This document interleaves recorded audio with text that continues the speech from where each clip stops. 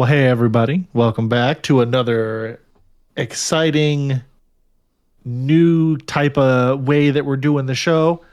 We're your hosts, Dave and TJ. I'm Dave. He's TJ. I think he's on that side of me, if memory serves me correct. It's the I'm other not side. completely brain dead.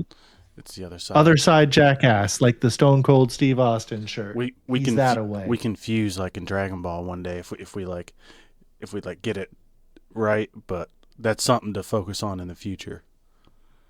If we were to do that, you see how I'm pointing this way? Like that would be the way pointing to you. Yeah. Yeah. For the actual fusion, I would have to be pointing this way. That just feels more natural. I don't know. We figure it out. We can't do it over the webcam. It'll all just be practice, I guess, for the I don't know. It's just random thought. Yeah. I might have the AI make a fusion of us. Dragon Ball style. Hell yeah. I bet you that's pretty possible. Well, that'd be pretty cool, probably. And yeah, speaking of pretty cool, it'd be pretty cool if you went and followed us on all of our socials at OverMark ENT. Like, comment, subscribe, and all that stuff. We're closing in on the home stretch on our listening hours. We appreciate you guys. Just keep on, listening. We'll keep on doing it. Hopefully everybody had a nice holiday season. I'm one of those more glad that it's ending other than having the time off. I'm not a big holiday season guy. What about you, TJ? A lot of people take this time of year off and don't even put out fucking content, you know? Like we're we already took our little break, so we jumped back into it here, but this is it was pretty good. Core liked her present a lot. I got her an Audio Technica record player. They make pretty good record Oh players. yeah. They make pretty good Yep. everything. They're a quality brand. But They are. They make good headsets. so Well, I know she listens to the show sometimes, so Merry Christmas, Cora. Glad you liked your present. Hell yeah.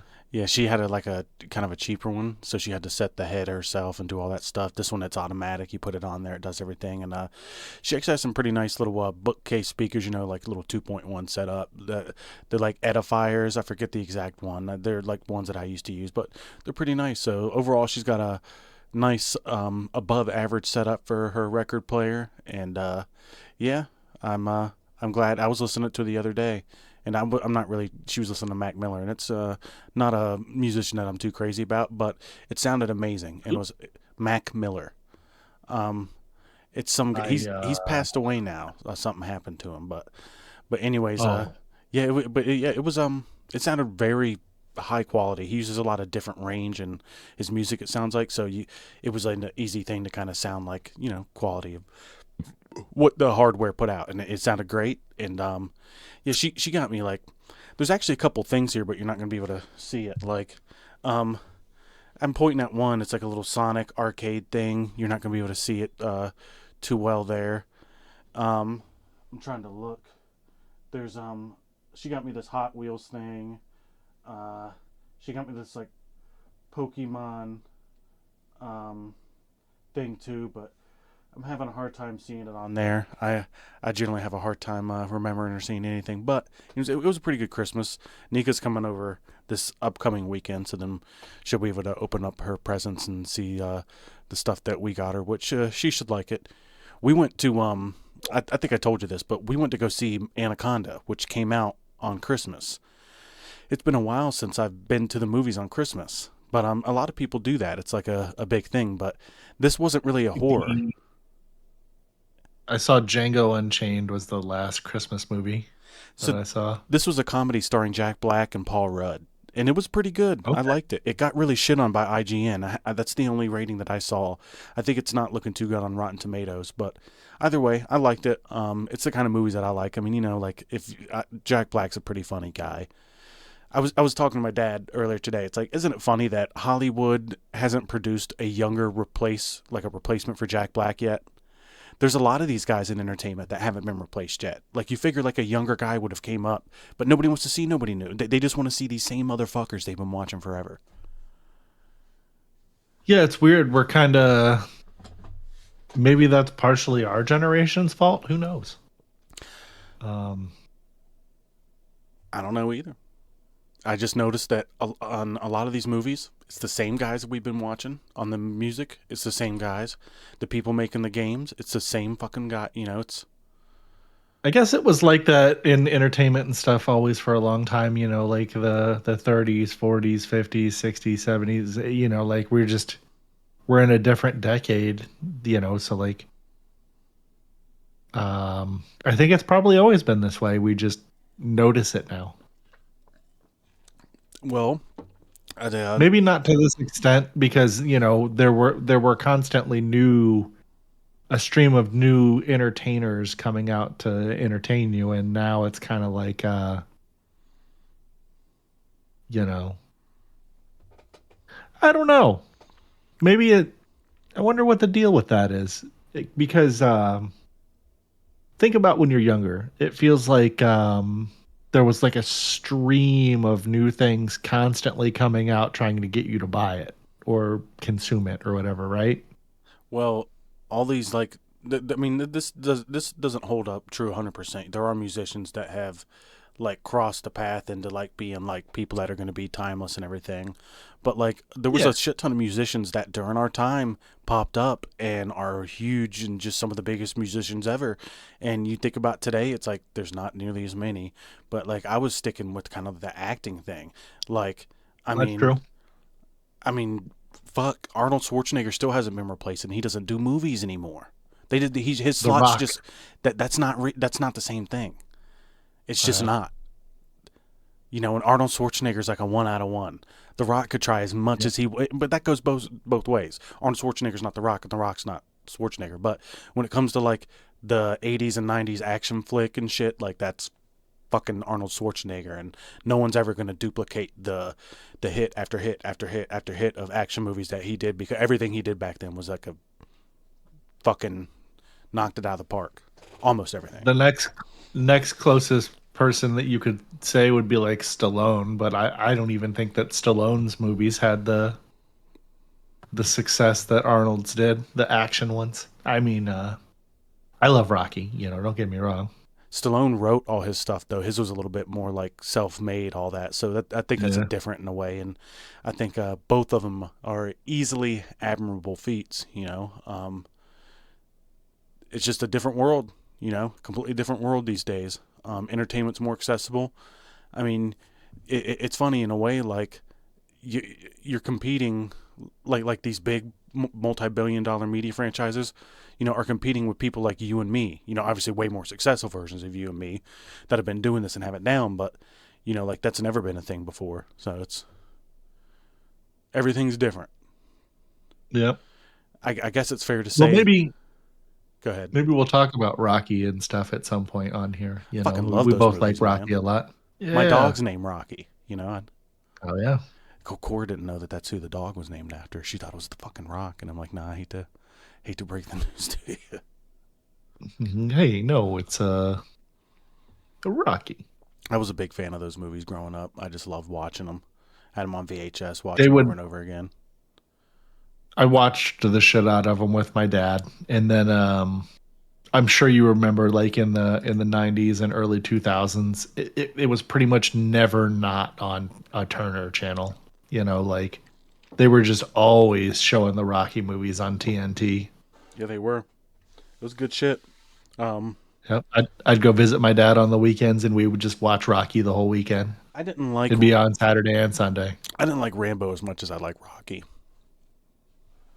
Yeah, Rambo was still cool though. Yeah, it was cool, Um, but Rocky was just here's different. here's how different of an era that we grew up in. In I want to say 1988. Might have been before then, but we'll Well, say that's when I was 87 or born. 88. 88. I went to school in my Halloween costume, as people do, but my Halloween costume was Rambo, Yeah. complete with a fake Rambo knife and like a How old were fake you? Like 7? Uzi and a bow and arrow. Let's see, 87, 88, I would have been probably 6 or 7, Okay. depending on the time of year. Dude, you want to hear something funny? So, like, fourth grade, Crescent Elementary. I lived in Crescent a lot. It's right by Cumberland. But the elementary school is kind of like a bigger thing in that town. They would do a little parade through the town and shit. Well, like, fourth grade, I was Eric Cartman. I went to Spencer's. They had a thing up at the mall. It was Eric Cartman, and oh man, I just hit my mic. But yeah, they had an Eric Cartman outfit, and I wore it. And man, I bet you like people were like, man, that's kind of inappropriate. That kid's watching South Park. It was way worse with the stuff they said back in the day. Yeah, This you is season really 1. could get away with a lot more. Somebody brought it up in Discord the other day, but do you remember the first South Park game? It was for PS1 and 64 and PC. I'm drawing a blank here, honestly. It was a badass game. It was a lot of fun. What says it was a first-person shooter released Yeah. for the Nintendo 64 in December 1998, later ported to the PC and PlayStation in 99. Yep. Iguana Entertainment. Yeah. It was fun. It was in itself, it was a fun first-person shooter, but Acclaim, huh? yeah, but the humor added into it from all the characters really added a lot to the game. I really enjoyed it. It was fun. I've been on a box art kick lately. Our listeners will see something about that later here, but yeah, so of course first thing that I do is look up the box art for the game, you know. Yeah. It's so you know how I got these pictures that have been hanging up? You can't see it too well, but Diddy Kong's like right here, or Donkey Kong's Quest or whatever. Or Donkey Kong Country 2, Diddy Kong's Quest, whatever the fuck it is. Donkey Kong Land, the Game Boy version. Yeah. And I got like Warcraft up there, but I got the Oblivion map in the hallway, Cyrodiil. I'm going to line the fucking hallway up with the pictures now too, just one of the steps, but Got to put them somewhere. Well, yeah. I don't know. I like them. I got that GTA poster. I need to get a frame for that, but I ordered my frame. Hell yeah. For this, I'm going to show it to everybody real quick since we're talking about video game stuff. Can you see that? Hell yeah. Excuse me. That's an OG. What? Straight out of a Nintendo. I think either Nintendo 64 or Game Boy or Nintendo Magazine. Hell yeah. Yeah, the Nintendo Magazine back in the day was Nintendo Power. I probably got about 20 of them. Which one of them has that in it. And then on the back. No, fuck that. No hockey here. It was a fun game. That was actually a fun game. I'm sure it was. There were some hockey games. The hockey games were fun. When I was a kid that I remember being really entertaining. I was never really super much of a big hockey guy, even though we have the Lightning and, they are a very prominent franchise in hockey, which is hilarious. Who would have thought that Florida would have 2 prominent hockey teams, not just one? That is interesting. I had a couple friends who were into hockey growing up, but they played it, but it's never been anything that's really like, I mean, you know me, I don't fucking watch any sports that have a ball or a puck or anything involved. I mean, when I was a kid, the Mighty Ducks were a thing. So, hockey was big there for a minute because of that. Mighty Ducks. That'll be something that we'll cover at some point. Maybe we'll add a movie segment. We'll have to try to remember. Well, there's this one movie called The Mighty Cucks, and I don't know if it's something that you're familiar with, but I think you could kind of already get the premise of what this may be about. I've actually heard of it. We've got a sound clip from the movie here. Oh, unbelievable! Yeah. I can believe it because I just heard it. Right? That young lady is acting in a film professionally. Yeah, she is. She's an actress. Yep. In the same sense that chicks that do their special links now are models, right? Oh, link in bio, yeah. Yeah. Well, I'm an influencer. I'm gonna influence you to get a boner. Fucking. Yeah, it's not very hard to do, funny enough. Oh no, I mean I'm 43 years old, and it's you know I don't mean that. I just meant like it's like nothing special. It's like, these chicks throw around their sexuality and like put a price on it that's not very high, and then it's like they act like it becomes everything they do. It's their whole personality, right. and it's They're, like, they're slinging that discount yeah, pussy. Yeah, me and Carter talk about that yeah, a lot. and enjoy because it's not gonna last forever. You're gonna have a whole bunch of fucking dweebs that are gonna provide you happiness or money. That's gonna dry up. They'll move on to someone younger. I mean, it depends. Some you see some of these ladies, they stay and they become hot milfy ladies. Some of them become even hotter when they become milfy ladies. Yeah, that And yeah. that definitely does happen for sure. Anyway, Well, let's what move. a interesting start to the show. Yeah, let's move on from Um, that. Maybe that's something we'll expand upon in a further episode. If people demand it, we'll supply it. But something that we're if gonna, you like MILFs, let us know. yeah. But something that you also should know is that we're gonna be supplying you with a steady dose of some shit that we're gonna be talking about here, and some of the shit that we're gonna be talking about here. Um, well, let's just start off. I don't remember too much from fucking wrestling from Raw. Um, Punk was out there. Gunther came out and cut his promo that he made Cena tap out like a bitch. That's really it. Yeah, and then SmackDown. I don't want to remember that. I remember Nia Jax and somebody else out there wrestling in like fucking elf outfits or something, and Cody. So who is it? Nick Aldis, the GM of SmackDown, or I'm Yeah, mixing it up, but yeah. he did a pretty cool opening thing. It was like a little segment with Drew McIntyre where they were talking about like what they're going to try to do to get him back into the show and everything. And then him and Cody did an alright little thing. I know their thing's tired and played out, but they're doing the best they can, I guess. And hopefully this doesn't last too much longer. Hopefully this is the last match. But then AEW, they had wrestling Wednesday and Saturday. I'm sure Saturday they had a couple things happen, as you may know. Moxley turned face and won the Continental Classic, so they built a fresh new star there. And then another fresh new star that they got going is MJF, who I don't think me and you could argue with that, could you? Who MJF Oh is? wow. No. No. Oh wow. Who is that? Um boy, what a potty mouth that girl has. I'm looking forward to Wednesday more now though that MJF's the champ, right? It's very exciting now that Yeah, MJF is the champion. You and I had talked about that, it's kind of a reason to start watching AEW more again. We had been kind of, I don't want to say lapsed because we were still following what was going on, but we definitely weren't as committed to ensuring that we consumed every episode thoroughly. Yeah. yeah. I don't know. We definitely haven't been watching the way we were before we took the break, but it's been a good thing because we were somewhat, just wrestling. Man, what a shitty year. This is something that we were going to talk about, right? It was literally, yeah, we might as well segue into that. Yeah.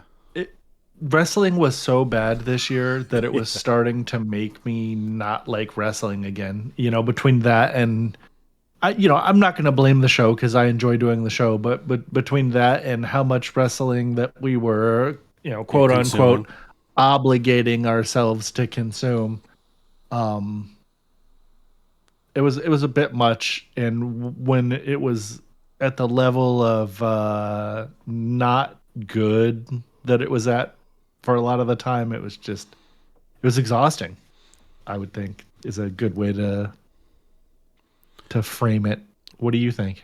Well, I know a lot of people been. Let me rephrase that. I know the people that are really into AEW have really been into it this year, and I think they have done some things better than they did last year. But overall, as a television show, it's not great. They can put on quality matches, but WWE's got its problems too. It's kind of a slow pace. The matches stink. The stories can be good, but they haven't had really compelling stories going on in a while. Maybe besides one or two things, and both shows just aren't great. And a lot of people are really hyping AEW up as having this great year, and it's like, nah, WWE just kind of had a rougher year compared to the year prior is all. I don't feel like AEW's really stepped it up that much to be like congratulating them. The show's still kind of, not very good. Nope. Oh, they don't have the belt on Hangman. And they put another belt on Jon Moxley. What the fuck? Well, this one can't be defended throughout the year, I don't think, can it? Like, it can only be defended till the next tournament? You remember Okada was sure. You remember Okada was like the unified champion? Yeah, what happened there? Well, remember he had the national champion or the international championship, and then the Continental Championship, and then they unified them into the one. So now that's broken, gone. One of the things too. Speaking of one of the things that doesn't make sense is like you had, and a lot of people have talked about this. You got the Diamond Battle Royal thing. MJF has it for 5 years. All of a sudden, he's not a part. Like they change the rules every year. He's not a part of. So the last couple years, he's just had to defend it after they won the Battle Royal, right? Yeah. 1 year he had to go and win the Battle Royal, I think the second or third year. But then after that, he's just won against who's ever defended it afterwards in a match against who won the Battle Royal. But this year, he's not defending it. He wasn't mentioned at all, and Bandito won it. Kind of weird. I'm just pointing out another inconsistency. I do believe that Max brought that up in an interview. Did he? The inconsistent rewards coming with this, and good for him. Obviously, I'm sure it was in character, but he gets it. He gets his digs in where he can. He's the man. Man, not to derail the conversation, but remember me talking about how I was unhappy with my keyboard tray because I couldn't get my hands up under here with it pushed in because it was too short. The manufacturer sent me some plates. I just had to pay for the shipping. And, I'm very happy with it now. I can get my hands up under here. I got it pushed in. I'm doing the thing. I just, That's awesome. Shout out to Vivo, Fucking, I know you're not going to sponsor us, but, if you ever do, I'm happy with their products. You never know, they could. Send TJ a desk. I just got mine. It's nice and new, but I'll do an unboxing. I'll have a live stream. Do an assembly video. I'll have a live stream with Dave watching me assemble it, and we'll react on live, whatever, real time. It'll be the best desk amount of bucks you've ever spent. Man, if we would have done an unboxing video of mine, it would have gone like, here's the box that has the tabletop that has been retaped closed on 3 sides by UPS because they're terrible. Whatever the fuck they did to it. And we're going to put it together now. Oh, wait, we can't. Because when the 3 sides tore open out of the box, the hardware, the screws and the wooden dowels and things like that, must have went bye-bye because they weren't in the box. And the manufacturer assured me that they were supposed to be there. And they were very nice, and they mailed me out another one. And, excuse me, UPS also lost my giant desk pad, the big giant mouse pad that goes on top. Yeah. So they Vivo sent me out another one of those. And eventually... like 3 or 4 days ago, actually, the other desk pad showed up, and they were like, "Oh yeah, just keep it." Hell yeah, that's awesome. So I got a backup one for when this one eventually gets all grody because mouse pads. Nah, you're gonna need it as TP one day. It's gonna be desperate times, and you're gonna be like, "Fuck, this is it. Right? This is the day. I've been waiting for this." Yep. But to circle back. Tracking the shit out of us. We both agree that wrestling's been shitty this year, and I highlighted a couple reasons I think why maybe both shows are. I'm going to ask you a question, and then we can jump on to the next one. But what do you think that each show, you don't have to go over the whole thing, but maybe something each show could do to have a better television product? It's a tough one, isn't it? My brain stopped working for a second there. Okay. AEW, they've gotten their presentation polished down a little bit better, so that's good. Like, how the show physically looks. What they could do better is the booking. What I mean by that is, and TJ and I talked about this off the show. Tony Khan said that in the past, the booking was more of a collaborative effort, and he feels that the products suffered. And for a while now, he has been the sole booker, a la Vince McMahon. And the product has been worse when he's been the sole booker. When it was collaborative at first, TJ and I always go back to the 2019-2020 AEW. And, that was when it was collaborative effort. And that's kind of when it was at its best, I felt. Yeah. As far as what WWE could do better use of their existing talents. This coming up with, not great creative for great talents that you have is kind of, the onus is on the creative at this point, not the talent to put on a good show. Like honestly, on both shows. So creative for both shows needs to improve next year. I think I know that's a shitty. Oh, and I dipped into one of our fucking talking points for later with my talking point just now. I didn't realize that. We'll bring it back up then. But one of the things I think, so we used to watch blocks of wrestling that were an hour back in the day, and we used to watch Raws that were an hour too, right? Like didn't Raws used to be a fucking hour like when we were kids? It was just, it was thing to thing to thing. They would have guys coming out, and while people would be coming out, they would have like the little they would be interviewing somebody in the back while somebody's walking out, and it would show both. They don't maximize their screen time. There's filler. There's bullshit. They need SmackDown's going back to 3 hours. I know. They just need to find a way to make their show into something that feels high paced, and the stories could be somewhat simple. But when you mix multiple simple things, I think it has for a good product. And really, like, all you have to do is just be like, oh, maybe like these two wrestlers are having sex back there. Maybe one's cheating on another one.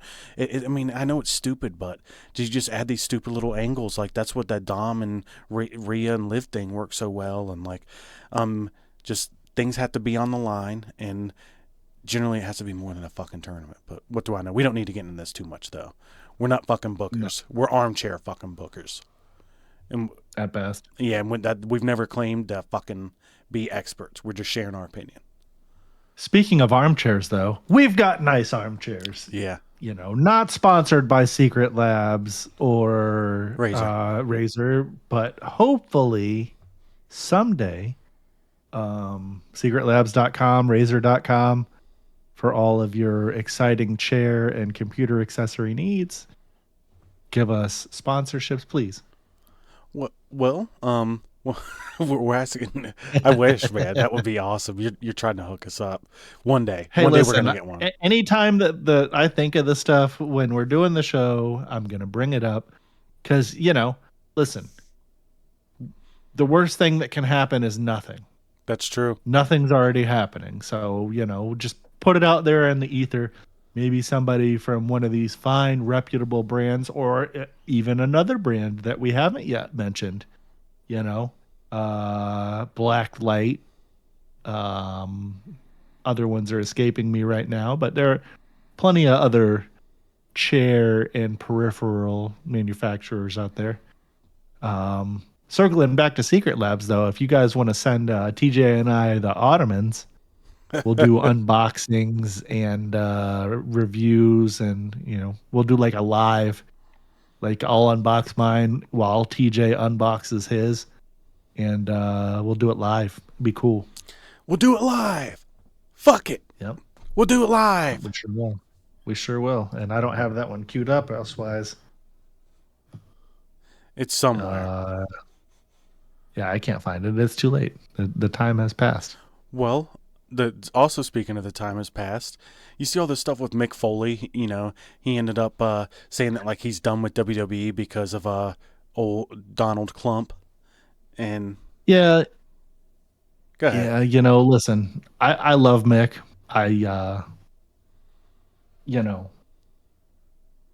This is just one of those things where he must have a lot more money than I do. Obviously, he does. But, it must be nice to be in a position in life where you can be so principled that you can, essentially turn down a free paycheck. And I'm not shitting on Mick here. This is I admire that he. Oh, didn't mean He said he's not renewing it, so he's just going to take the money till then. I admire that he can just, is willing to stand by what he believes in. There's not a lot of people that will put their money where their mouth is, for lack of a better term and a fitting term. When's the last time you heard of him before this? Fuck, I haven't heard the name Mick Foley, and I'm a huge fan in forever.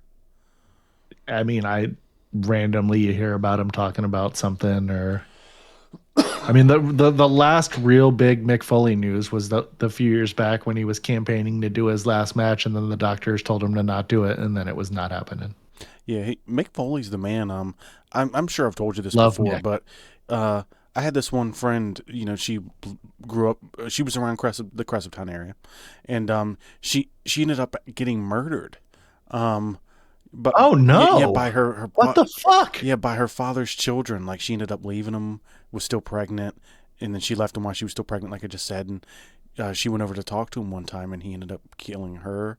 Essentially the baby too, and himself and their dog. What the fuck? Yeah, I mean, like I know, don't kill anybody, but what the fuck, dog? Why kill the dog? They paid for a cameo for Mick to shout out to her, and then he sent the money back and did it for free. That's cool. Yeah, that's really cool. So ever since then, I've, but I respected Mick before that. But then it's like it's for him to do that for free, because most people, I don't know if they would or not, but that was a class act from Mick. That's all I'm saying. But yeah.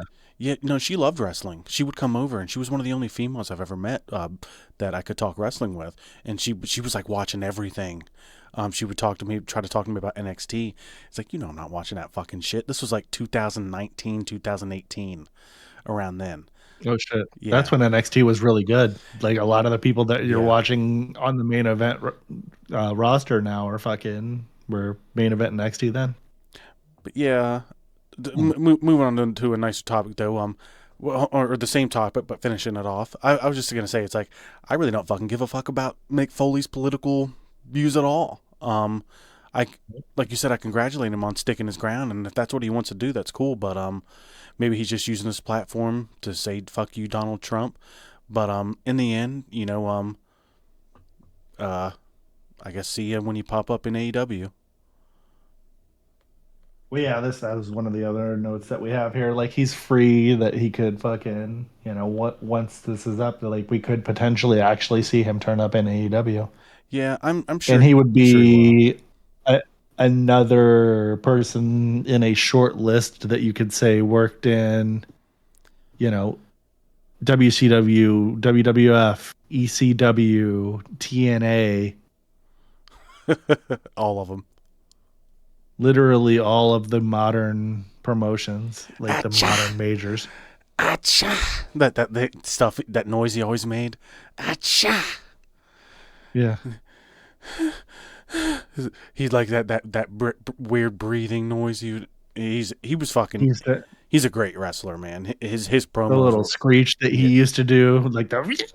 His promos were amazing. And yeah. He definitely sacrificed the fuck out of his body. Yep. So regardless of if you agree with his stance or politics or whatever, who gives a fuck? we don't all have to agree on all of that stuff to be able to appreciate what Mick Foley has given us and enriched our lives with his body and body of work. So, do you, Mick? Yeah.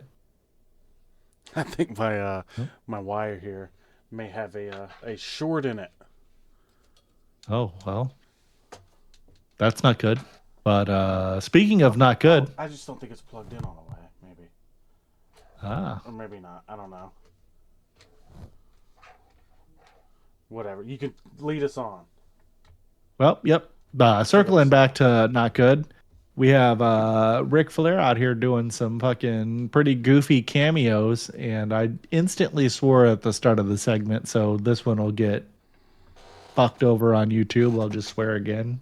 If we chop it into a small segment, who cares? But yeah, there was a guy getting married, and Ric Flair's in the video telling the guy that he's a moron for getting married in the cameo, and it's just like, that's classic Ric Flair. But man,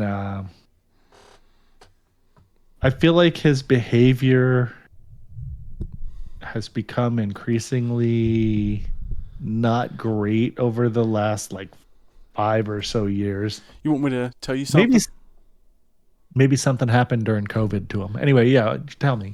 Fuck you. He's Ric Flair. He's going to do whatever he wants. And you would do the exact same thing.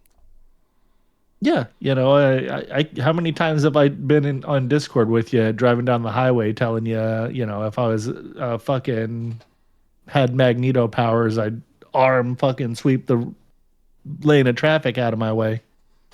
Yeah, no, Ric Flair's the man. I don't know. It's a shame to see him all fucked up all the time the way he is, but he's probably hurting a lot. He's probably in a shit ton of pain.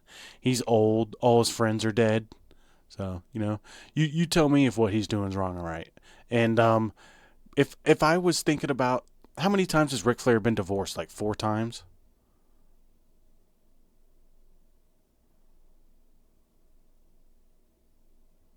It might be 5. I don't know. It's a lot. I'm not getting him to give a cameo for my brother about his marriage, congratulating him. That's not the guy.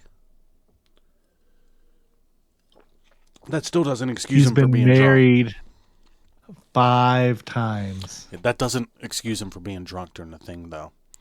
It was pretty funny. Wow.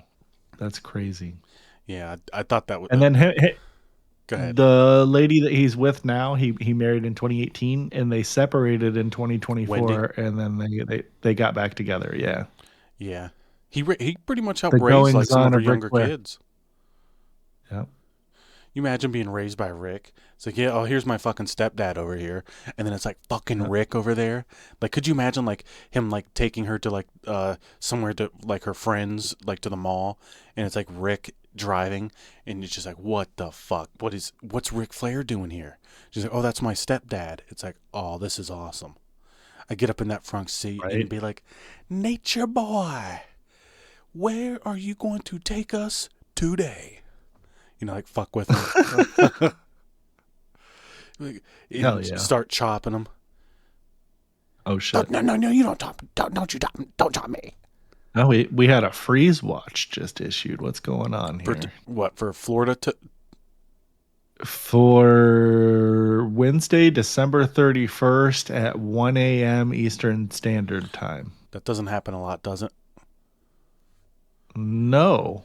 You know what was nuts? It was 75 degrees on fucking Christmas and Christmas Eve, man. It was warm as hell. Yeah. I don't think it's going to be any... Sub-freezing temperatures as low as 28 degrees possible. Let's see. Let me look at the map here. Okay, yeah, I'm at the very, very bottom of the map for Florida for that. Yeah, tomorrow. Okay. Tomorrow it's going to be 41 degrees out and then 25 low, which sucks. Then it's Wednesday, a 51 high and 34. I fucking hate winter. It's hilarious. I'm looking at the map. It's small craft advisory, and it's well, who the fuck is out in the Gulf and in the ocean in the goddamn winter time? I'm sure plenty of people Rip current. Sorry, I'm laughing at this shit. It's okay. Get back on track here. Um, what were we talking about? Ric Flair. So And we, yeah, I guess we covered that. Rick's just a fucking slob. It's hilarious. he is. Then we're jumping to WWE and Danhausen as an AEW deal nears end. So I don't think he's been fucking used in like almost 2 years. It's at least been a year and a half. He never really did much in AEW, then got hurt, and it seemed like he kind of like sided with CM Punk, or at least acted like he was buddies with him, and they never used him after that. And yeah, I know you liked him in AEW, right? I enjoyed him quite a bit, even before he signed to AEW. I became aware of him, like he started to go viral on the internet, or pre-viral. I don't know. I started seeing his shit pop up on the internet a lot, and I was like, oh, this guy's actually one of the few comedy acts in wrestling that I find entertaining and not offensive. I don't know why, and I don't know what in my brain triggers me to label it that way, but I just, his brand of entertainment is something that wrestling has had essentially our whole life in some fashion, and he's kind of like a modern version of it. I feel like, think back to like he's basically like the Santino of now, but You I know enjoy what? him much more. He he's into the comics and stuff too, so that's where I think him and Punk kind of, had some Yeah. similarities. But it's kind of sad because I feel like there was like he had the best selling shirt multiple times when he wasn't even showing up Sitting at on home. yeah. So like, could you imagine how much money they could have made off of him? I'm not really sure why they didn't use him. I mean, we can only speculate, and I think there's a pretty easy speculation that you can make about maybe why, like maybe some of the reasons I mentioned earlier. But you think he's gonna fit in the WWE if they take him? Because I think they could print money with a guy like that. Oh yeah, I mean the merchandising, the catchphrases. I mean they could print money with this guy, and you know you put the WWE marketing machine behind this guy, and you're gonna see kids showing up in Danhausen t-shirts, Danhausen masks, Danhausen painting their faces. You were already seeing it in AEW. I Yeah, just absolutely. the guy is money. He just is. And I know this is one of those things that people that usually listen to us, or people that may not listen to us ever, might be saying this, that, this guy, it just is what it is. Sometimes people have it, and he just does. Yeah, I don't know how else to quantify it. You know, Print money with this guy. The fact that Tony Khan has paid him to sit at home for almost 2 years tells me everything that I need to know about this guy's ability to be able to actually print money, because he knows if he would have just let him go, that he was going to instantly go and make a bunch of money for WWE. Yeah, but still, now you throw money away to do that. Who gives a fuck how much money WWE makes? They're gonna make the money regardless. Now you just get to Yeah. pay him to sit on his ass. Well, Vince did similar dumb shit Like he during, he 100% Talent Wars. he did, and you know that's who he's probably trying to emulate to some extent. The only thing that he knows is shit people tells him that he doesn't listen, or stuff that he's, I guess, heard that happened that maybe be worked, or people, Yeah. who knows? I don't know what the Oh, fuck well, I'm I talking heard about. I heard Bill Watts did this like this Yeah, back in the yeah, 80s, and it's like, all right, well, all exactly. right, But tells me everything I need to know. Speaking of Tony Khan, we can move forward to our next segment here, which we touched on a little bit earlier. That Tony Khan admits that the AEW creative got too collaborative, and that the he's also ended the sign everyone free agent era. Huh. Well, what do you think of all that, TJ? well, I mean, this isn't the first time that. So this time it popped up in the news the other day. All this shit makes its rounds. this actually Yeah. made its round. This is probably like the third time I've seen this make its round, or at least in some form of this. And it, it makes sense. The show's definitely different than it used to be, but everything's the same. It's a tournament. So like you think about it, it's like the Owen, the Continental Classic, the women's tag team titles. There'll be one after this. They're going to give the women's Continental Classic or whatever too. I'm sure. And there'll just be money match. Yeah, and the money matches nonstop. They were actually being somewhat placed in the middle of stories for the Bucks, but there's no juice to it. Like all the stories, for the most part, have no substance. It's just a base layer. Like I can get into the matches, and I know you can too. But again, we use this term over and over again. It's like, how much fucking steak can you eat? When you want something different eventually. Yeah, man, steak. You had to say steak. I didn't eat dinner yet. Man, that sounds really good. But again, that's not the fucking problem. The problem. Oh, too late. I'm fixated on steak now. But I think the problem, and I think a lot of people have alluded to this, is like he doesn't. From what we've heard, we don't know this for sure, but he's not really taking other people's advice very much, and he's just doing what he wants. And he's creating a show for himself, which if you were thinking you were making the best show possible, I guess that would be what you do. But, it's just the shows are cold for me, and they leave a lot to be desired. And I look at wrestling like a television show. I know you do too, and that's what it is. And the pay-per-views are different. They knocked the pay-per-views out of the park, and I think that there's a lot to be said for how high quality their pay-per-views have been this year. But overall, the television product definitely is something that I have trouble getting into. But that's not exclusive to them.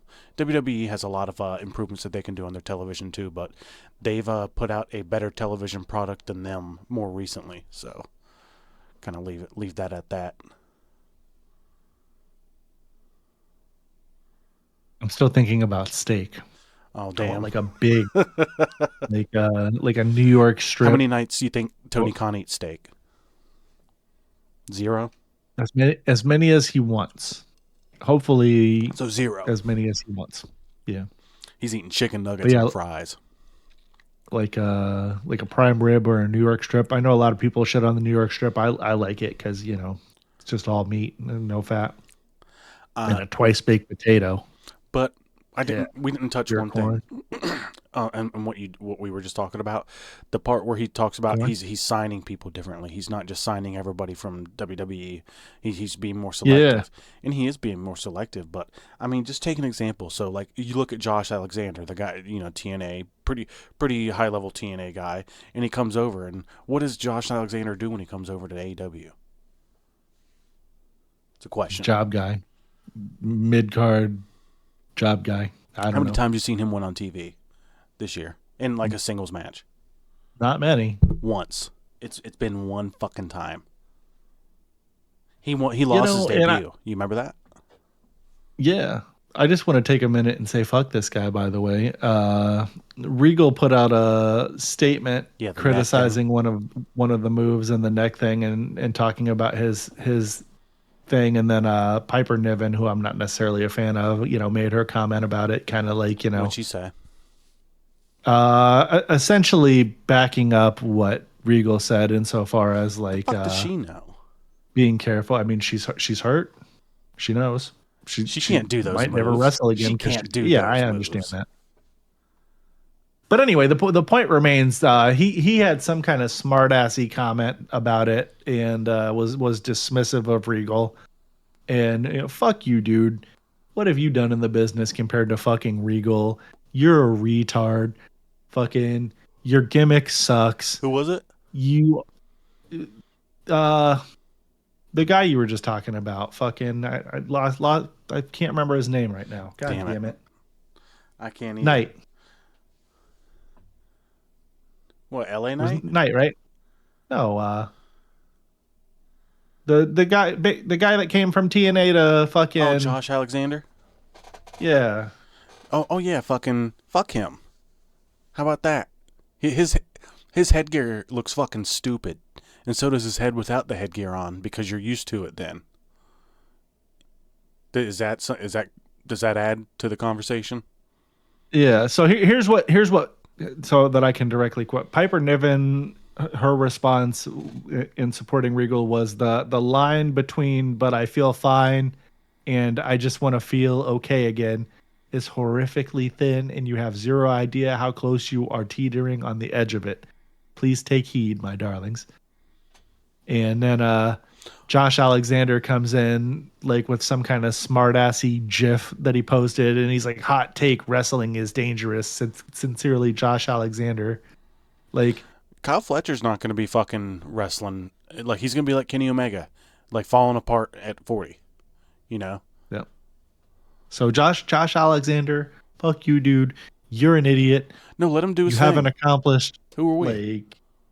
Like, yeah, again, we're nobody either. We're less. We're more nobodies than what he is. But fuck you anyway. Yeah, I fucking mean, you're allowed retard. to tell him to go fuck himself. Nothing wrong with Yeah. that. You know, and if you want to come beat me up, that's fine. You can. I don't care. He probably wouldn't be able to. I'm not even trying He to sound probably like could. I mean, I'm not even trying to sound like a tough guy, but I don't think he's bigger than you. I think he's 5'10". I'm old now, though. Who cares? Oh Sophie? shit! Yeah, I'm 6'2". Yeah, yeah. Fuck you, Josh Alexander. I'll stretch you probably, dude. Fucking retard. But sorry, Choke you out. we don't want to beat anybody up. I'm sure Josh Alexander's a fucking great guy. He's just Yeah. the only and you know, this kind of sucks, but like Will Ospreay, he's already starting to fall apart. You know, what do you think he's gonna look like in 10 years? I'm a huge fan of fucking Will Ospreay, and I want to see these types of matches, but do them at WrestleMania. Do them when it means something. Yep. Make it mean a fucking moment. It doesn't need to be like that on TV every night. I don't want you to kill yourself. Give me a taste.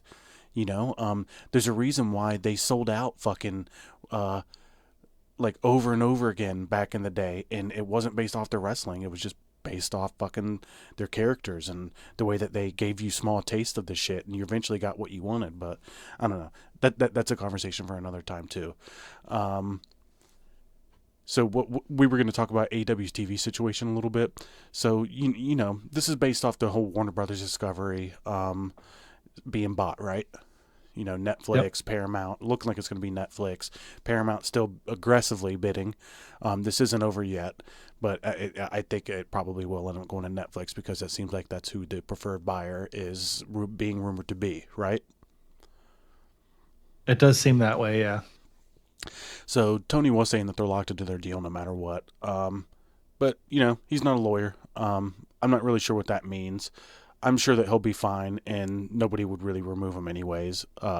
Things do get shaky, but in the end, I think that they would keep him. I mean, what other show is getting that kind of ratings on the 8 of 49 demo?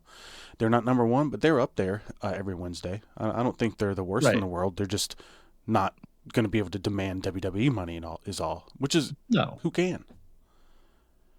WWE. Yeah, and it doesn't cost the network a lot for this show to go to. Yeah, they pay for all their own production and stuff. They just gotta beam it out there. Right. So, you know, and the deal won't likely close for another year almost anyway. So, you know, it's not like they're going to be immediately off of television or anything like that. Like, the sky's not falling. You're not going to have to figure out, you know, what kind of back channel app am I going to be able to watch it on this week. It's not like watching TNA in 2000.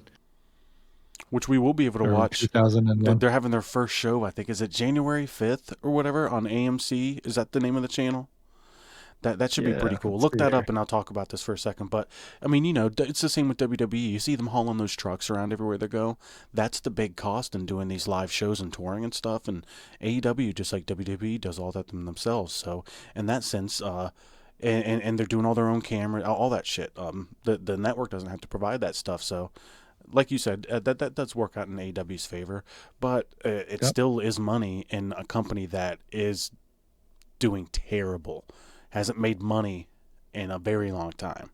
So, you know, things could always change. My guess is that they'll fill out their contract with Warner Brothers Discovery, and they're going to try to get an increase in money. Whether that happens or not, I'm sure they will. I mean, there's not a lot of live sports content out there. Yep. And, I mean, how many wrestling companies are there?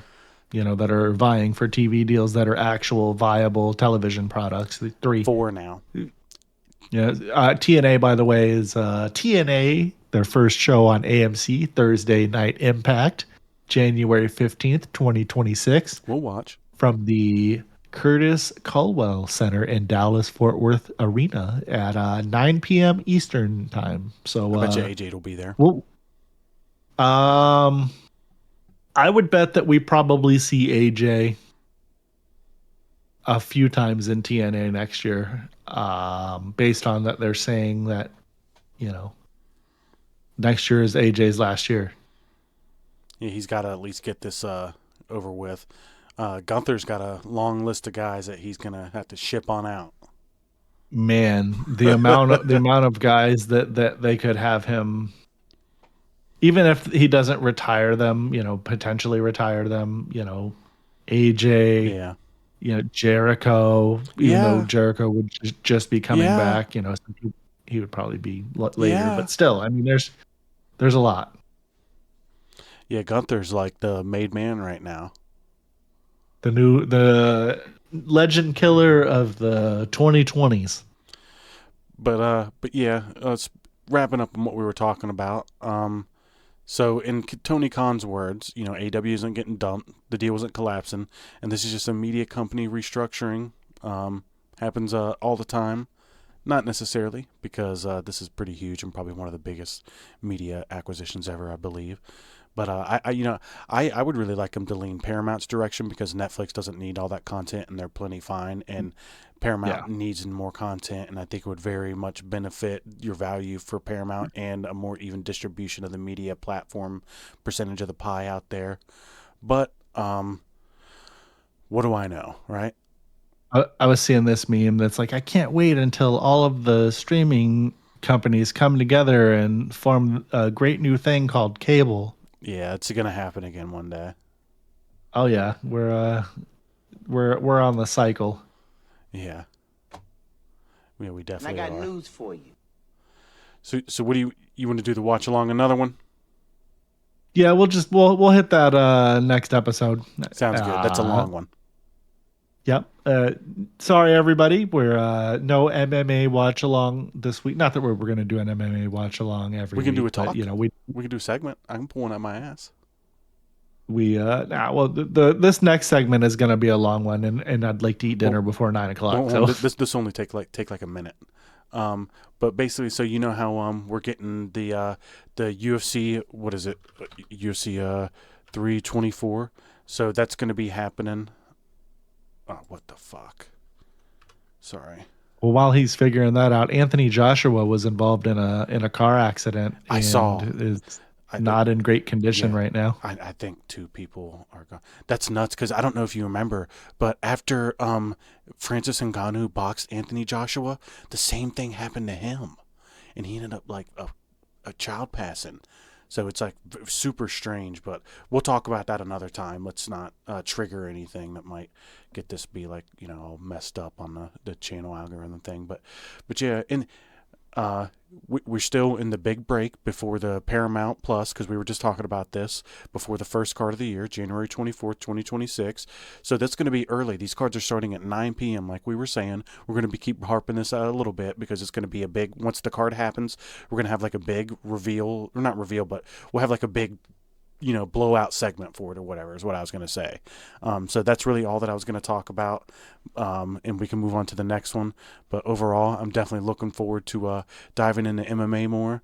And they've been getting rid of I'm telling you, like a lot of grapplers. Like, I don't know if it's going to be the highest quality opposition and competition in there, but they're going to have a lot of guys that are willing to strike and get knocked out this year. So I think the entertainment value is going to be higher than ever. Yeah, there were definitely some bangers the last card. It was entertaining, to say the least, and that was the first card that I had watched in a while. So that was a good card to kind of jump back in on. Yep, we'll be a couple, about 3.5 weeks, and then we'll be back into the MMA. But until then, we're going to be talking about a little video gaming, right, Dave? We are, and we had a sound for this, but I don't think I uploaded it. So, pew pew pew pew pew, video game sounds. I don't know. That's all. It worked. That's all I got. I think it worked. But yeah, welcome to Channel 3, everybody. This is kind of becoming my favorite part of the show, I think. Um, I don't know. I enjoy the subject matter. The cool thing about video games is a lot like wrestling. You can appreciate the modern products, and then there are always the classics for us to kind of go back, enjoy, relive periods in our lives, things of that nature. And for this segment of Channel 3, we're going to jump back to 1996. We figured since we were going to 2026, we were going to go back 30 years and talk about the year that changed gaming forever.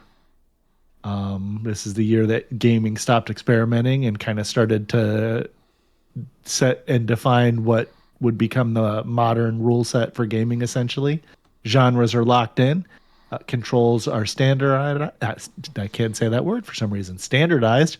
We got mascots crowned, horror getting serious. Everything that came after this year is just a remix of the greatest hits that have come out in 96. So why don't we let TJ tell us a little bit more about some of the cool 1996 stuff.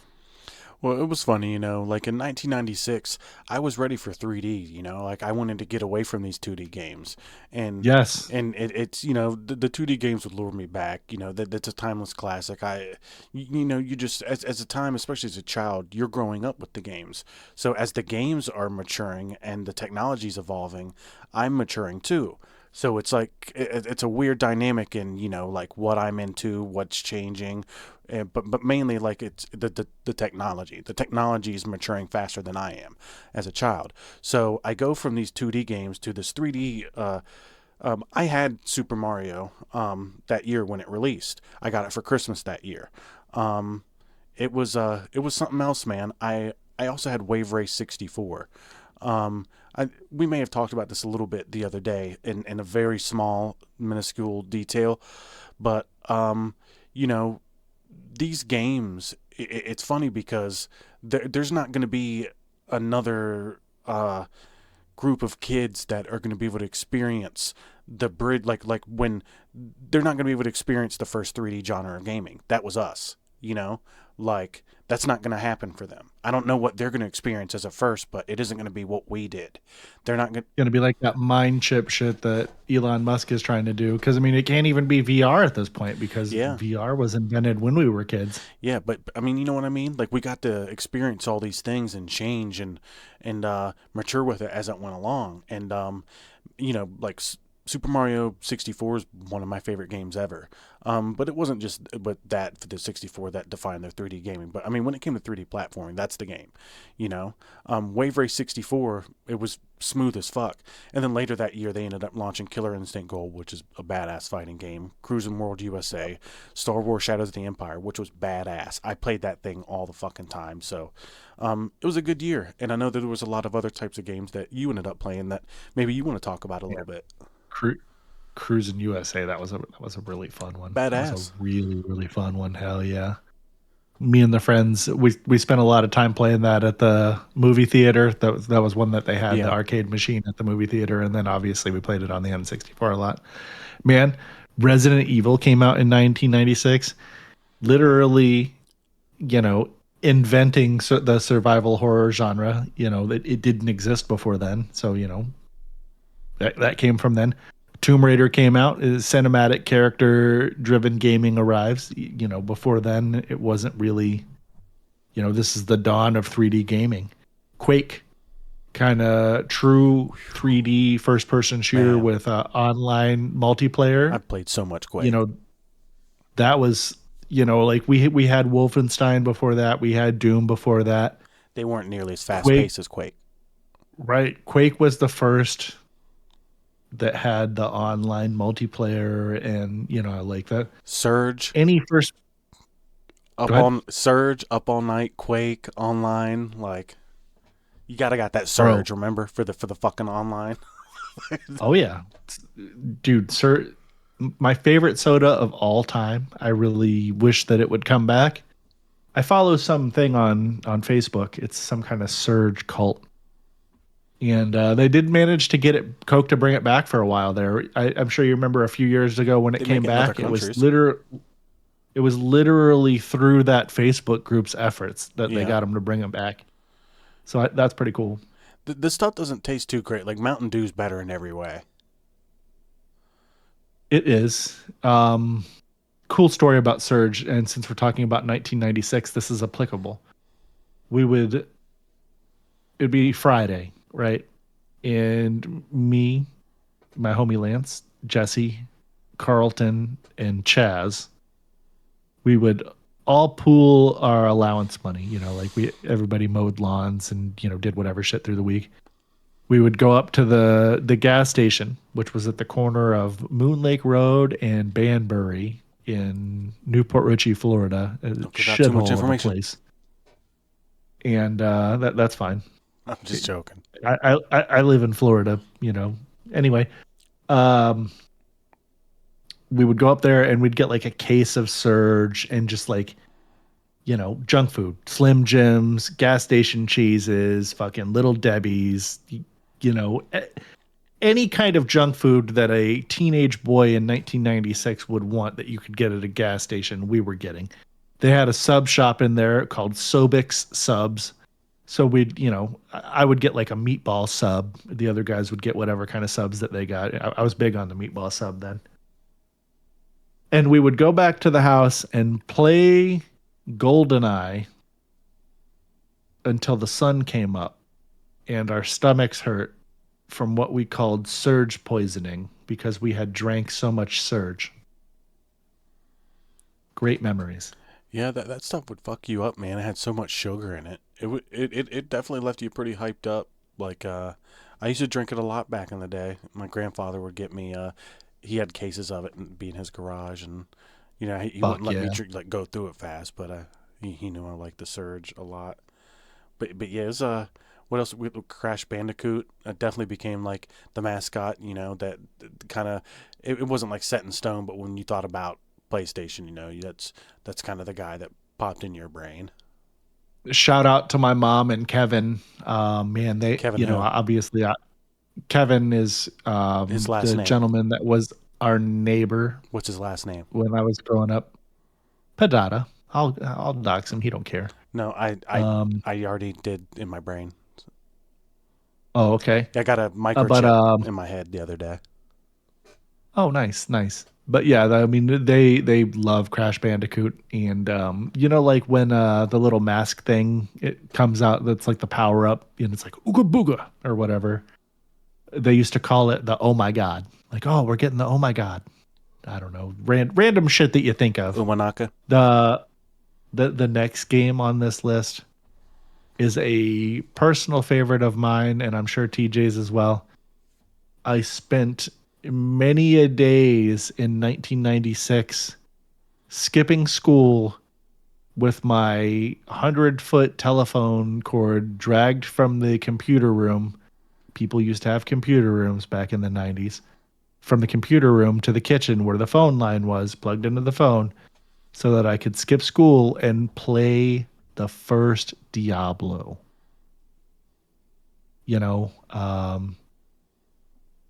I don't even know what to say that hasn't been said about the first Diablo. It kind of It's a is the dark game. start of the dungeon crawl loot based action RPG It's like genre. it's like the darkest game Blizzard's ever done.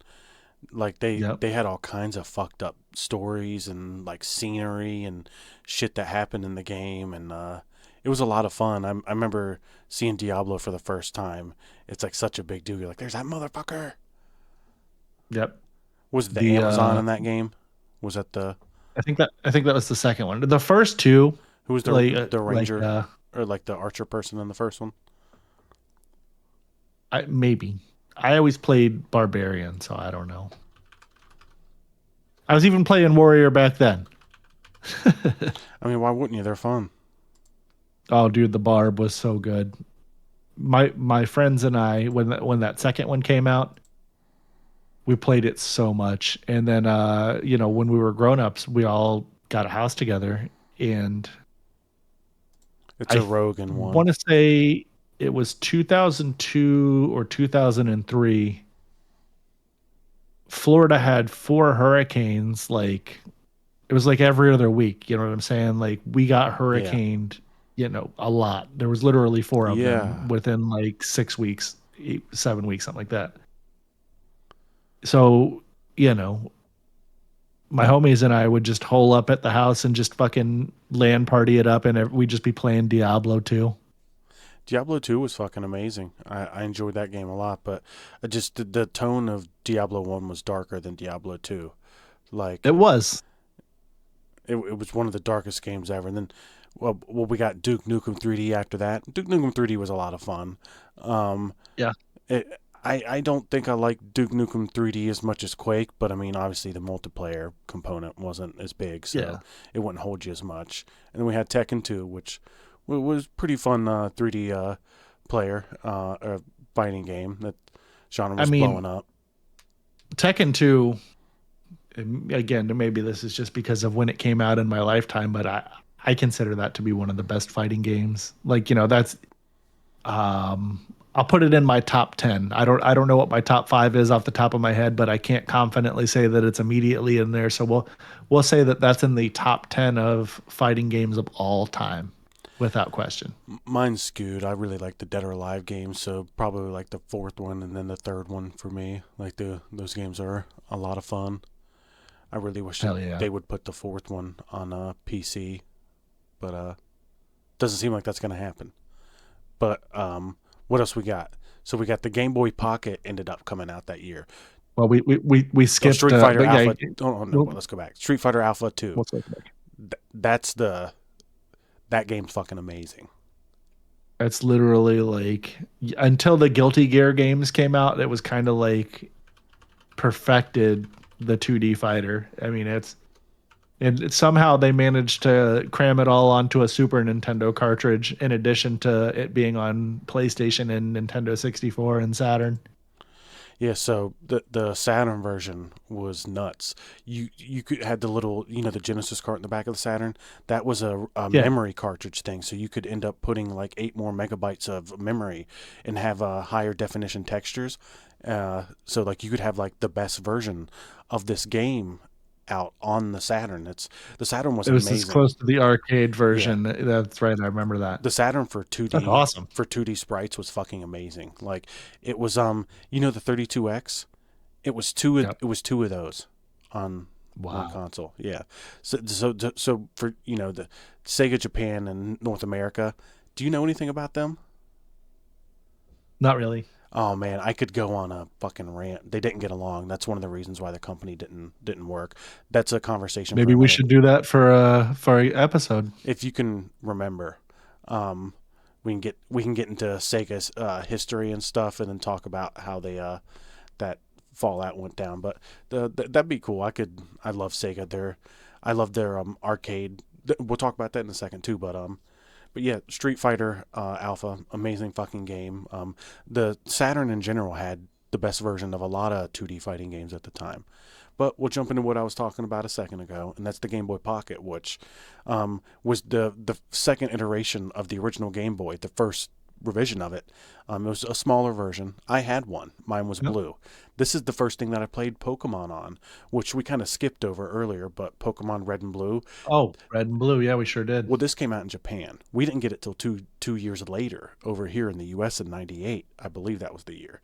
That's But goofy. it It did. took them 2 years to do the translation. It was green and red, I believe, and then the special version that came out over there was blue.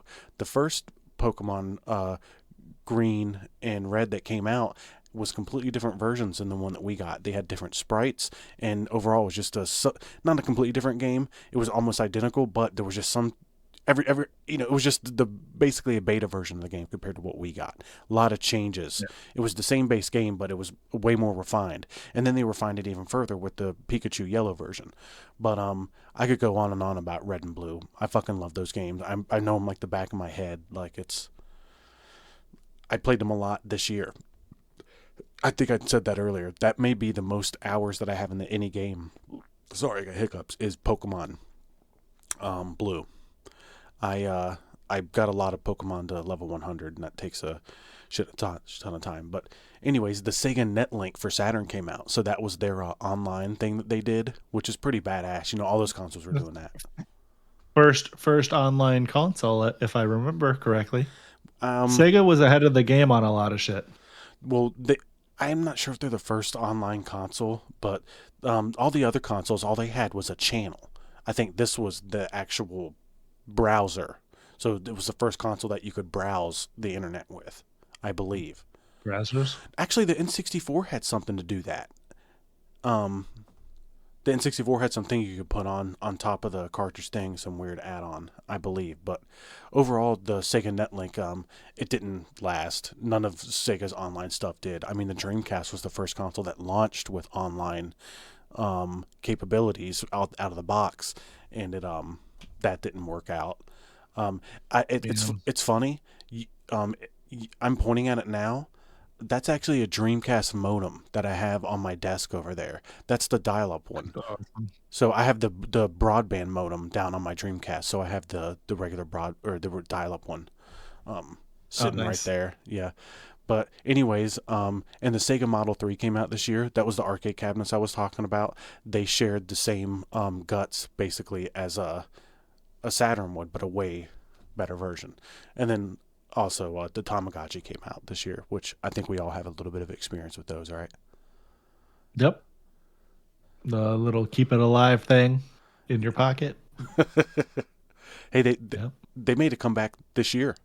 A lot of people were playing with them. Did you see that?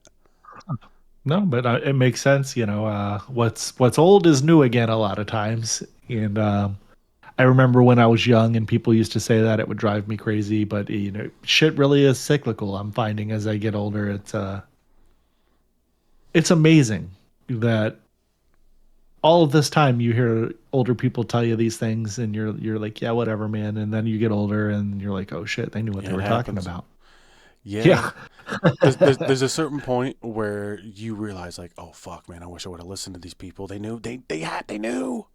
Right. They're trying to tell you, and they're like, "Hey, dumb fuck, I know what I'm talking about. Like, listen to me." And you're like, "Yeah, okay, whatever, dude."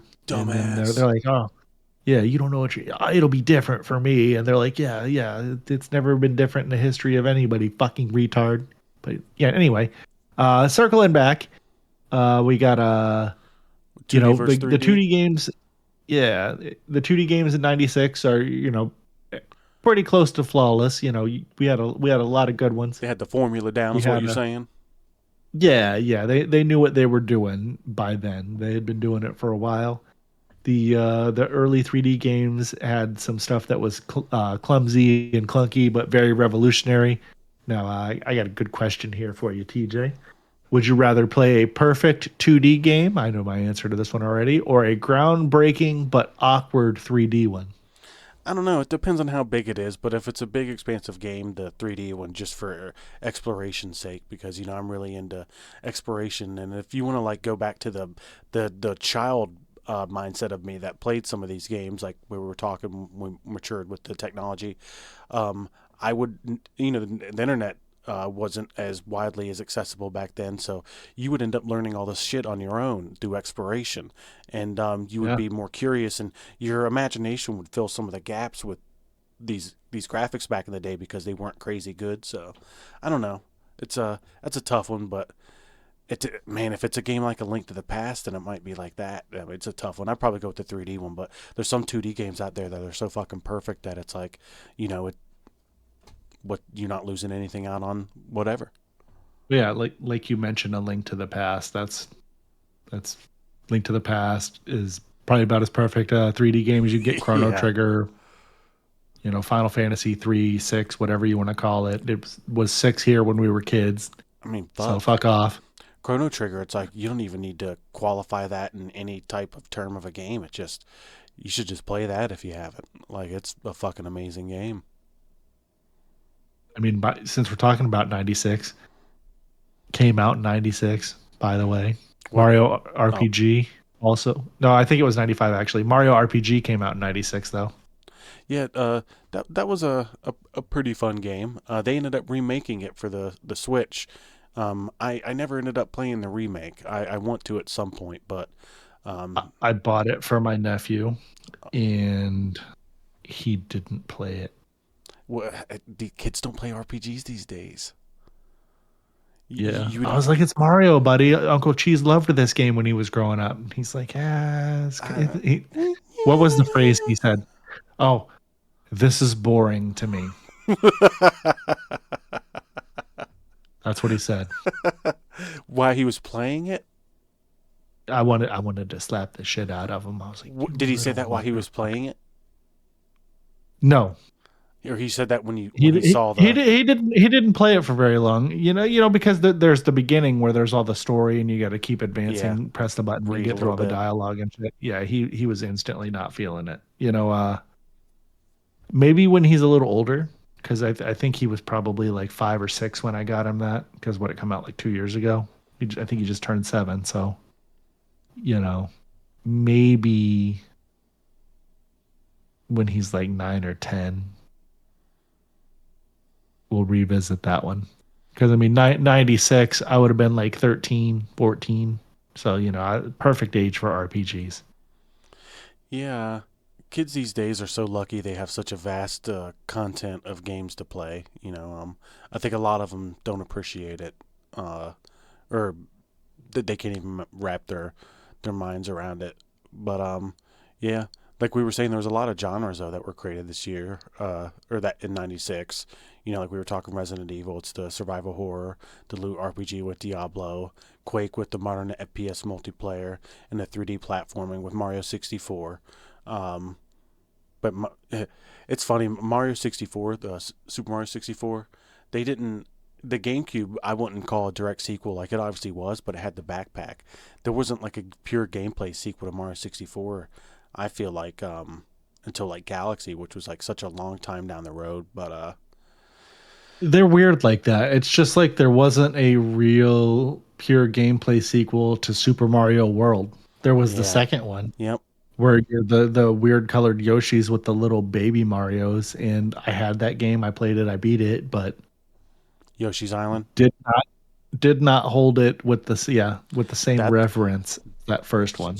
I'm not saying that it's as good as Super Mario World, but that game is fucking awesome. The In artwork, its the own right, music, and the yeah. boss fights. Uh, I don't like it as the sequel to Super Mario World. I like it as a game. I love the It's music in almost that like game. I'm going to use Metallica as an example. When we were kids and Metallica put out the Load album, which again another 1996 thing here. I didn't do this on purpose, by the way. People shit their pants and were like, this is not Metallica. This is not a good record. Blah blah blah.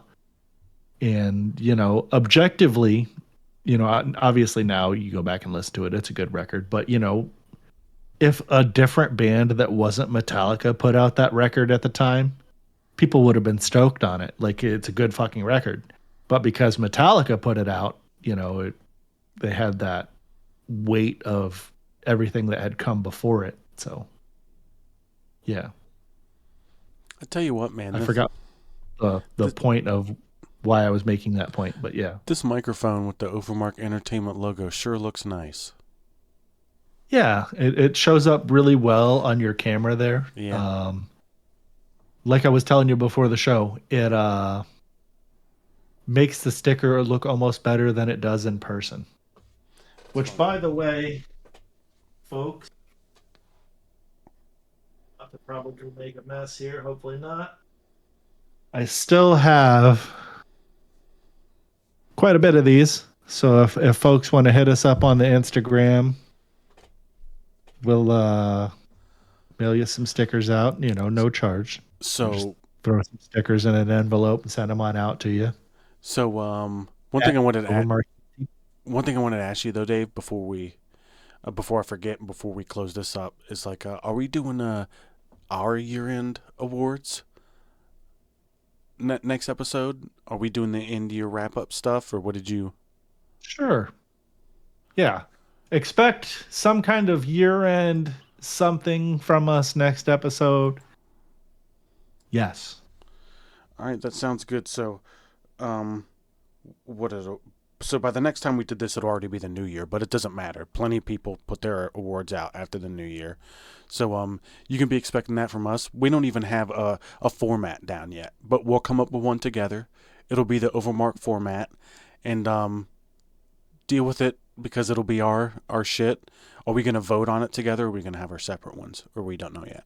I mean, we'll probably have separate ones just so that it gives us something to back and forth about. Yeah. Maybe people will enjoy that sort of thing. All right. Yeah. But you think we're gonna do? You want to try to do the next episode on Friday? Get back to Fridays, or you like sticking to Monday? We'll see. Probably Friday. I like doing that, Yep. but it just whatever happens. We're not set by a set schedule. We can do it whenever we want. So that's the beauty. That's right. You guys aren't our boss. Yeah. Never will be. But yeah, we didn't finish up what we were talking about, by the way. But anyways, that's the video game shit, the channel or channel 3 that we were talking about. We're going to come up with a good topic for our video game stuff for the next channel, for the next episode. We were talking about some Sega stuff. That's not set in stone. That could literally be like a whole fucking episode. We might have to just talk about certain aspects of Sega if we were going to do that. But, yeah, fun episode. I enjoyed it. I agree. Flew on by. We're an hour and 30 in. Good Lord. We're going to get out of here. I'm going to order dinner. We're going to watch Raw. Yeah. Just in time. I could really go for a steak now that we talked about steak. So, but yeah, anyways, I'm looking forward to coming up with what we're going to be voting on the Wrestler of the Year stuff. Hey, you want me to get Cora involved and have her fucking have a list too? Yeah. She'll do it. We'll come up with a short list. Get Brandon and them to fucking do it too. Yeah. This might be maybe we're getting ahead of ourselves, but maybe this will be the episode where we finally have some guests. Maybe we'll see. I know Cora will definitely do it, but we'll see. We'll try to we'll at least try to get some people to vote on get them on paper or on digital, whatever it is. That's right.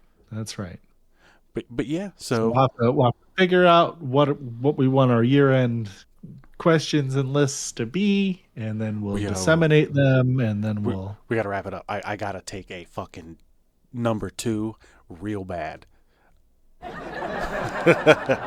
So I apologize, guys, but I love you, Dave. I love the fans. If we got, I know we got a couple. We're gonna see you guys next time. I'm gonna get out of here. Dave's gonna sign off, and then we'll see you guys next time. He's gonna go take a dump.